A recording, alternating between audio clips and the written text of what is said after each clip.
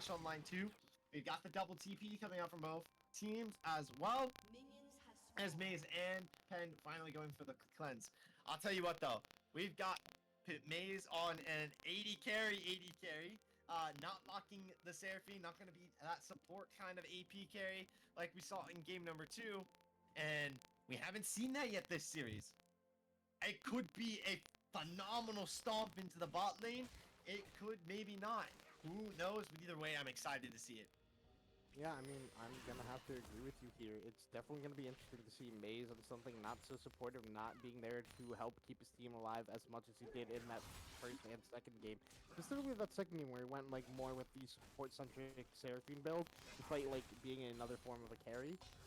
So it's definitely gonna be interesting to see him take off the Rock Lee leg weights and just go all out this game and see what he does when he's unleashed. And you know, this is his chance. It's game 3. He wants to show off, and I mean, the team's gonna let him do it this game with the comp that they drafted.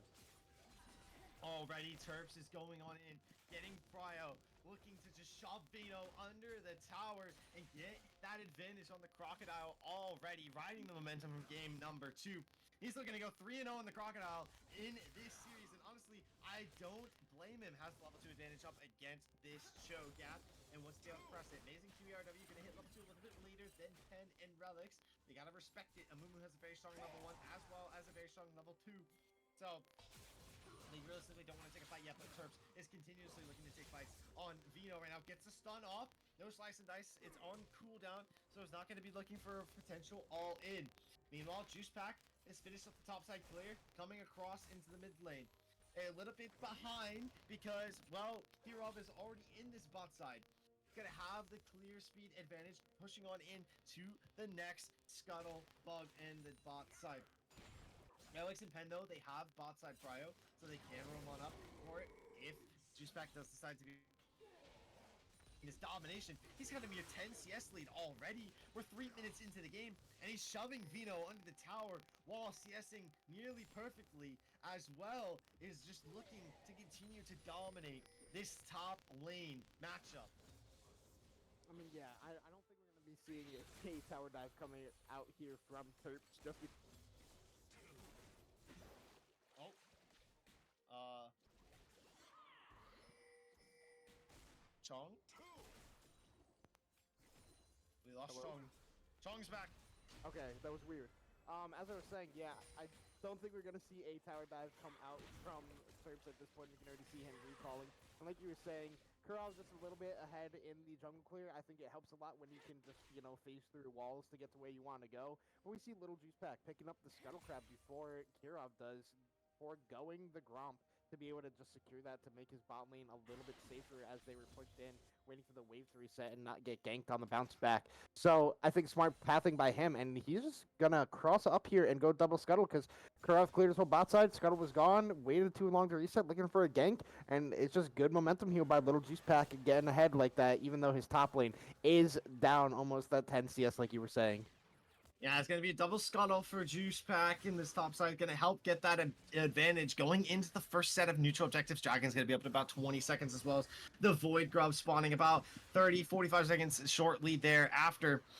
Induced is getting the poke advantage in the mid lane, shoving out this side. So far out of PPG, they came out swinging in game number 3. They have potentially 2 shoved in lane Pryos, but we know this Ziggs is going to just continue to poke away onto Induced, continue to just push this wave back, eventually getting that lost chapter online, maybe building into the Leandries as well, or the Blackfire Torch first item, is continuously just chunking down Induced. Gotta be careful, close to hitting level 6. The Arcane Comment nearly finds the kill. Is he gonna hit level 6 soon to be able to snipe out this induced recall timer? It's not looking likely. This wave, he's not going to be able to kill it fast enough to hit that spike and stop the recall. The TP is going to be committed out of induced, but the prio is going to be picked back on up for the mid lane out of OED. That could open up this potential first dragon. Yeah, that bouncing bomb hitbox was a ally there for Religion and Op for Induced, just hitting him and almost having him go down to that Arcane Comet. I thought he was actually going to die there. I thought Me it was going to be too. solo bola first blood. I was not expecting that early Ziggs damage. Like, shout out to Relich playing his champion to the utmost. You know, you put in enough time on a champion, you know how it works. And we just see Terps up here just going to town and actually losing out on this trade, believe it or not. That's a little shocking, but heals back with that empowered Q off of the Rage bar. And, you know, just sitting peachy. We see Vino Moving to the hit. dragon. Yeah, Vino hit that level 6, just ate up a minion. You know, it's already on cooldown, getting them stacks going early, but an early dragon here for OED with the bot pressure they have and the little juice pack up on the top side. Probably going to respond by taking these early Void Grubs. Yeah, TP's gonna be committed out of Terps though, so if he can get this mid lane prio, get this top side prio, they might be in a world where they can kind of contest it. They could kind of push little juice pack out, if at all physically possible. But I think they're just gonna give up the trade. I mean, they have the prios. They could look to come down and contest. One Void Grub's already been taken. Terps is starting to move. They're coming for these grubs. I think it's gonna be a little bit too little, too late though. One is going to be left standing. Juicepack has got to be aware he's going to leave it. So they at least OED, they get a dragon and they potentially get one Void Grub for their troubles. If they can get all three next time around, we will have our first full set of Void Mites coming in this series. I don't think we've had. No. In game number one, Yep. Paper Boat got all 6. Yeah, in game number one, PPG did get all 6. So, they're going to be at least able to deny a full 6. They're OED, but you're going to be wanting to play for the next set of 3 coming into this, and it's going to be all come down to what Rutledge can do in this mid lane, what Terps can accomplish in this top side, set up that prio. But Yeah, for now, yeah. Yeah, I definitely think OED is going to want to fight for the second set of grubs specifically because nobody can respond on the side lane to Terps this game. We saw that last game with the Ornn, but they have a Ziggs now. That champion destroys turrets, and if you get Void Grubs on him, the more damage that you can do to turrets, the better. And, like, he will have a field day, and just, like, look at this wave clear already. Just using ultimate just for the straight-up prio. Since Induced did just recall, he wants to get his reset off, spend his gold, because he is ahead on tempo just based off of the early TPs that he used in lane. Might be down CS, but just a little bit up in gold and a little bit up in items just based off, like, what's sitting in pockets at the time. Meanwhile, Terps is going 1-for-1 against the little Juice Pack. The Cho'Gath going to be a little bit late to the fight, but little Juice Pack, the damage has already been done. The Syndra is roaming up into the top side too. Terps maybe going 1-for-1. No, First Blood, give it on over to Vito. Comes in with a chomp and the ultimate, getting the stack off onto Terps, shutting down this Renekton early game. The Viego getting the value already onto the map. How will Kirov and company be able to respond? Zenith Blade straight onto Relics. That's a tanky engage though. The Kaisa doing about as much as physically possible. Stair to be able to root up the Jin from the Jin though, and that's going to spawn the disengage in the bot side. Yeah, that top lane play was so close. I thought Juicepack was about to die there, but Vino coming in, saying, I ain't gonna let you die, buddy. Eats up that Terps, hits him with the nom nom, and builds up one of them champion stacks on his ultimate. Very close play, very beneficial for both Little Juicepack and Vino getting that gold off that one. But the very strong combo of Kaisa with Leona, just getting that Void passive stacked up, dealing that % health damage, especially on 2 and a Mumu, who, once he goes in, he ain't getting out. Very much Leona-esque, but Leona has the induced tankiness, like I was saying in that first game, because of her W. So she has more survivability than a Mumu when she gets to fly in like that with no disengage button. Oh, yeah. Oh, meanwhile, mid lane. Yep, we have a gank from Kirov helping set up a kill from Rutledge on to Induced. As I was just about to say, we're talking about this bot side with the top side getting shut behind a little bit.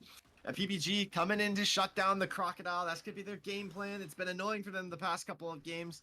Terps going to be a tad bit behind. Is winning out in CS department, but in damage with Cho'Gath getting those stacks off the minion, off of getting that champion kill too. It's going to be putting the Crocodile just a tad bit behind.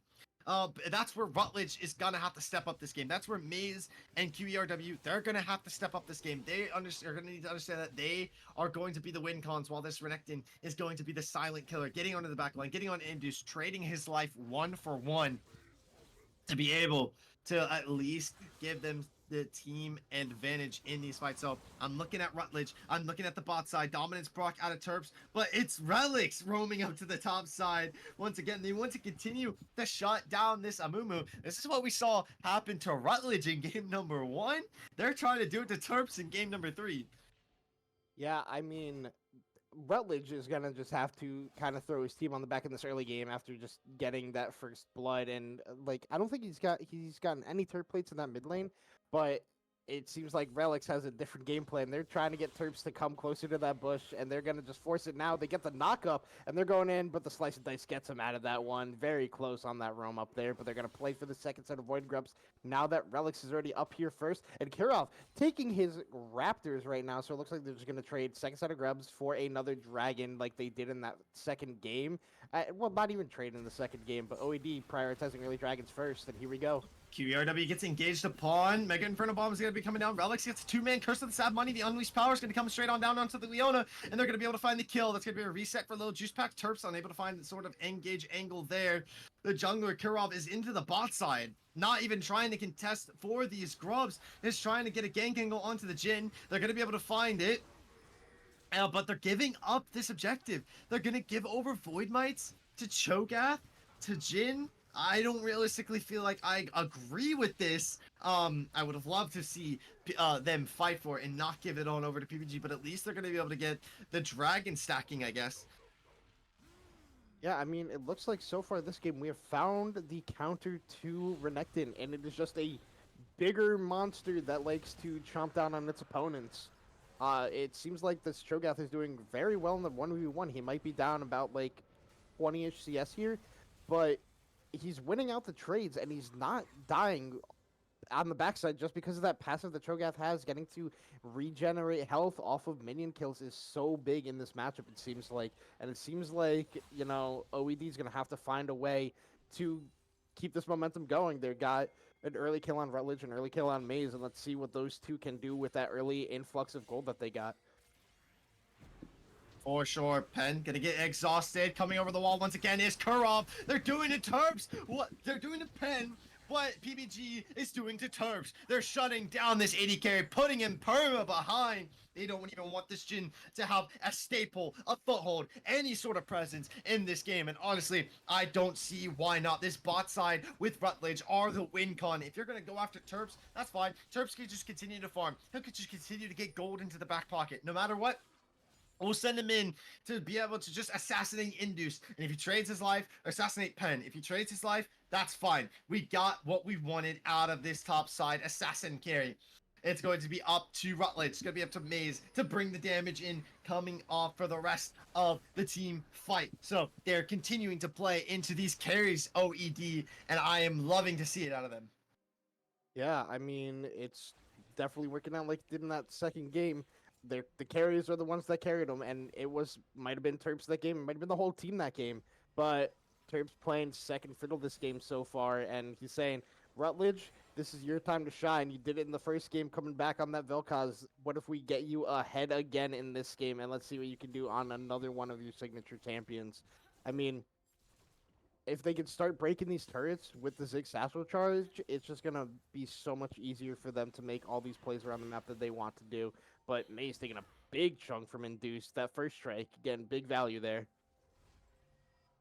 For sure. Meanwhile, this mid lane turret's going to be a little bit difficult because they've removed the Jhin onto the mid lane to get that wave clear going up against this Ziggs. Solar Flare coming down, going to land the stun. The Satchel Charge, maybe going to boop Relics in the Mega Inferno Bomb. Relics just 3-0 on a killing spree on the mid lane. Absolute artillery mage is going to be close to finishing up that potential Archangels. And wants to take this mid-side turret. Pen is extremely low. Terps forced to proc the dominance into the top side. Gotta be careful though. Is in lethality range for Vino on this ultimate. QERW wants to come over the wall. The Zenith play is gonna end up going wide. It's gonna be just peeling for the top side carry though. And they may be able to push this on towards Eritrea. Vino is casually 1v2ing right now on the Cho'Gath, feeling confident, feeling strong, flashes forward, wants to get the ultimate proc off, but won't find it. Terps able to get out in the nick of time thanks to QERW. Yeah, no, Terps hit that empowered Q healing as Vino went for the ultimate and broke out of the execute threshold point.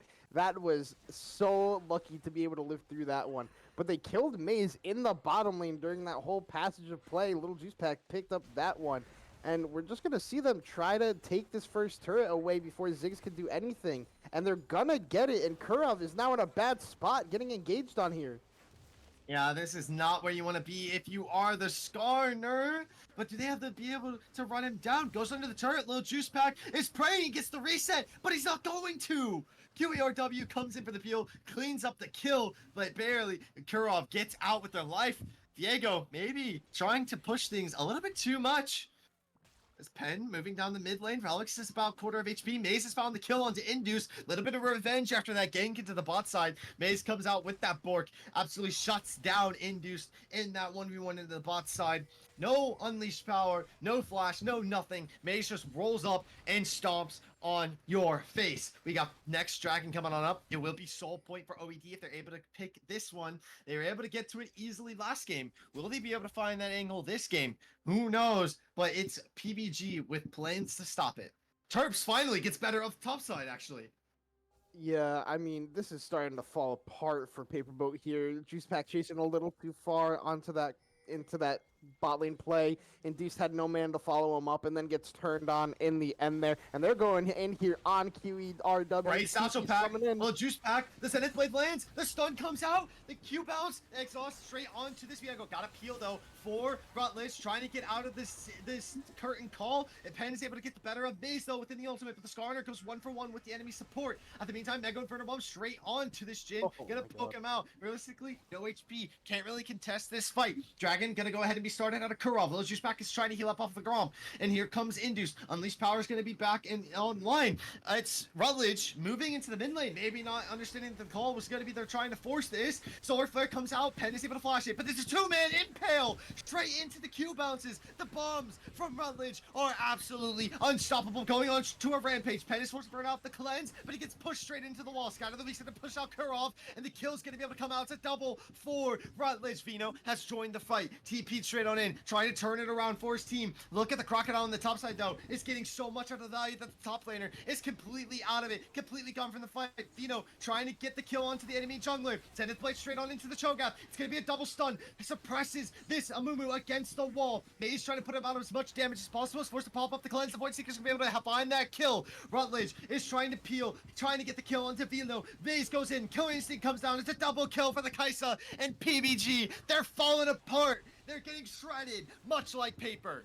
Yeah, that just went all way sideways there. Jin does no damage to tanks at this point in the game. Relic's getting, like, shredded in the back line. Vino, the only praying, the only hope, has to get in there, has to use his ultimate to kill the Leona, not even the Skarner, and they're still fighting, and Induce is going to die to the Mega Inferno Bomb. Juice Pack doesn't Kurov is still alive! And Maze and Rutledge go on a complete killing spree during there. Kurov gets onto Juice Pack, suppresses him against the wall. Juice Pack trying to come in for the steal, and the Skarner shuts him down 2-0 and 10. You should have banned this champion away from him. Rutledge going to continue to dominate, run down this mid lane. Wants to get that mid tier 2. Maze pushing out this bot side tier 1. The Rift Herald is going to go ahead and be started. They got about 40 seconds to kill it off.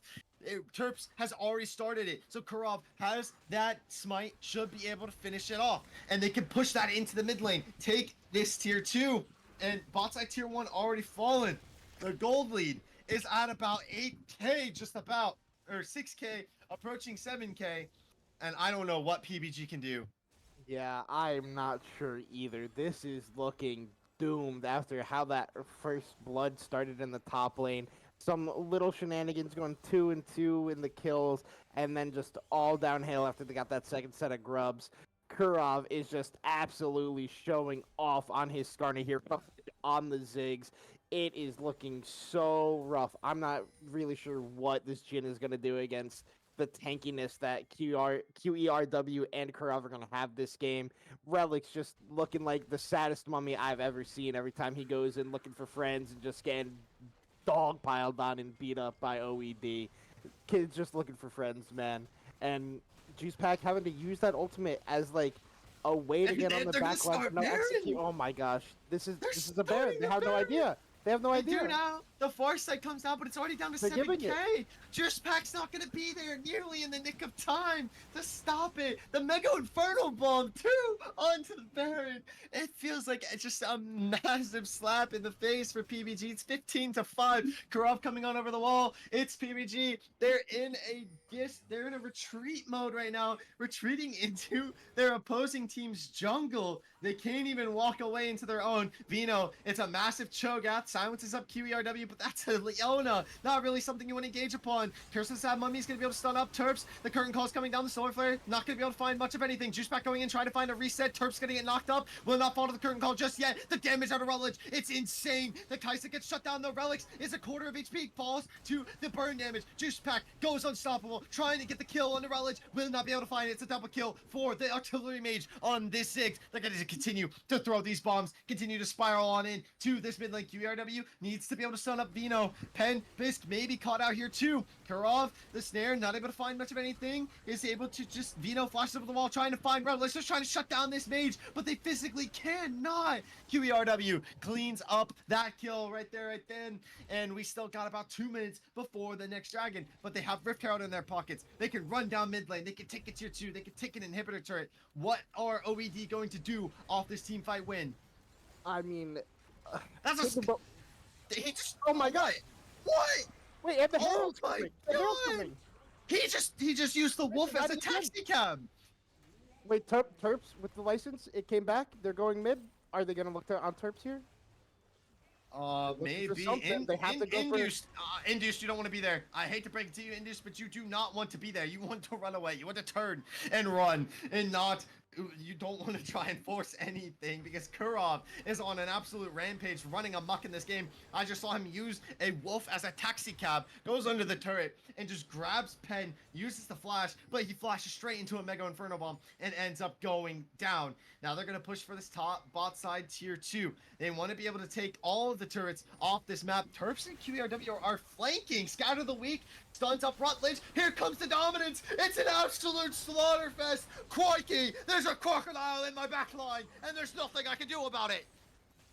This actually could be Game Gear because they have a Ziggs on their team. They have a minion wave with them. I don't know what little Juicepack is going to be able to do here. Let's see how far OED can push this. They're looking to go right here on little Juicepack, and he's going to go down, down to the Ziggs. I think this is it. I think we are seeing OED push in here for another sub 24-minute win and take the championship in the first ever Titans Eternal. 4-man curse to the Sad Mummy. Terps going forward on the Relics. There's another ace coming down, and OED, they're going to do it. 1 second, Pen and Induce are online, but the curtain calls, they're just shooting at QERW. He's shooting a fish in a barrel, and those fish have over 5,000 HP. OED are going to be your eternal champions. Well, it's not over just yet. Okay. I guess they're backing out. They got scared of the Cho'Gath. Okay, I might have called it a little bit too soon. Zenith playing Pen. QERW just 1v1ing. You could have beat him. Oh, man. Wait, Terps is staying. Terps ain't giving up. Wait, they're following out. What is Juicepack doing? The dominance. Terps goes in. He gets the crocodile. He's going to get the Cho'Gath. Not yet. Goes on the Relics. Stun. Rage meter. He's down. He gets booped up. Shut down, though. They could just turn around and take the soul. Look at Maze in the top side. Just cleaning up the inhibitor turret. I think that OED are just having a little bit of fun with their food at the moment. I'm not going to lie. But Juicepack may be wanting to run down and try and take this dragon. We see a TP into the jungle as well. Verrock is going to spot at this out that they want to contest this. Wait. Kurov, they have Kurov picked. Yeah, Kurov might be falling here. Goes over the wall. And there's Vino too, TPing into the backside. Here comes QERW though. He's got the peel. Relics is a quarter of HP. Solar Flare is magnificent. And they find the kill into the Skarner at least. QERW trying to trade out at minimum. Hextech Gate coming in. He's going to be able to find Relics. Coming over the wall. Juicepacks. It's QERW flashes it away. Mega Inferno Bomb under Juicepack. It falls. Maze is turning it. Comes in. Killer Instinct onto the Kais. Onto the Syndra. Vino, the last one realistically left standing. Gets against the base. Terps is the base. Oh no. Terps is ending the game. Terps is the base against Maze, Pen. but Terps is ending the game. He needs to kill the inhibit though.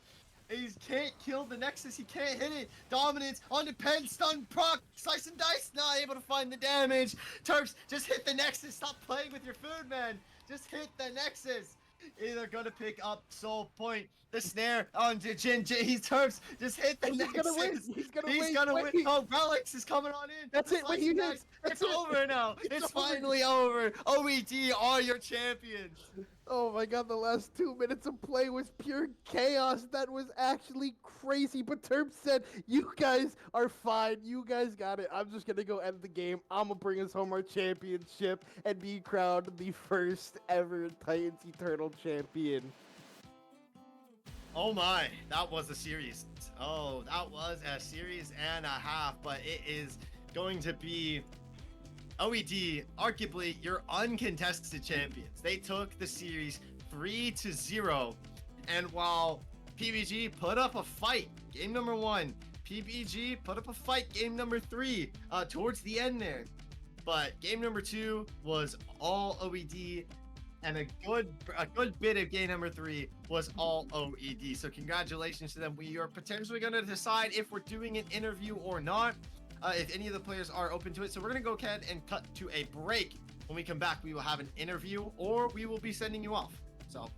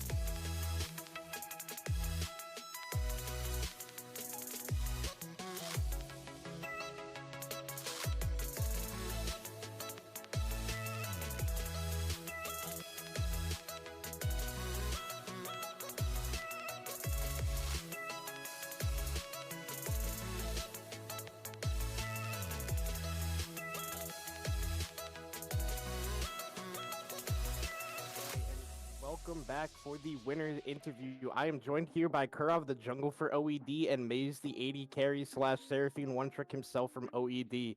How you guys feeling after that 3-0?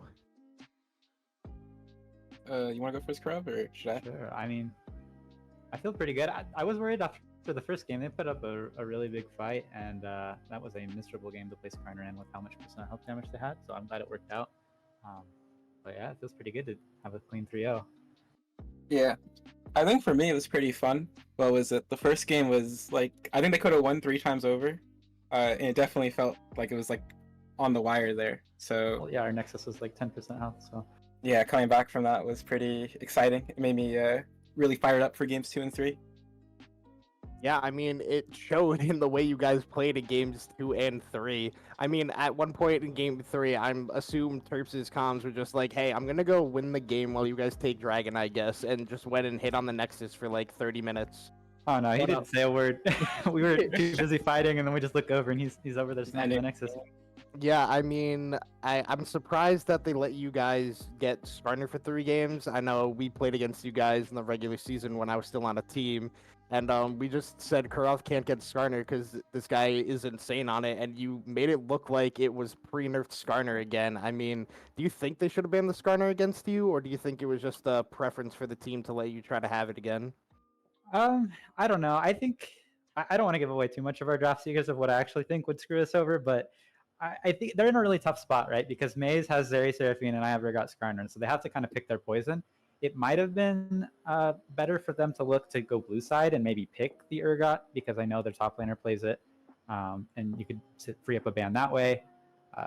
But I don't know if they could have banned Skarner. I have other junglers, and a lot of the times Sion does the same thing Skarner does, and I jungle him as well. So I don't know. They're kind of in a tough spot.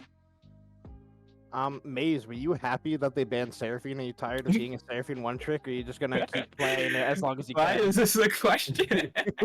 Because I played against too many Seraphine players to not call them you Seraphine played one against tricks, me man.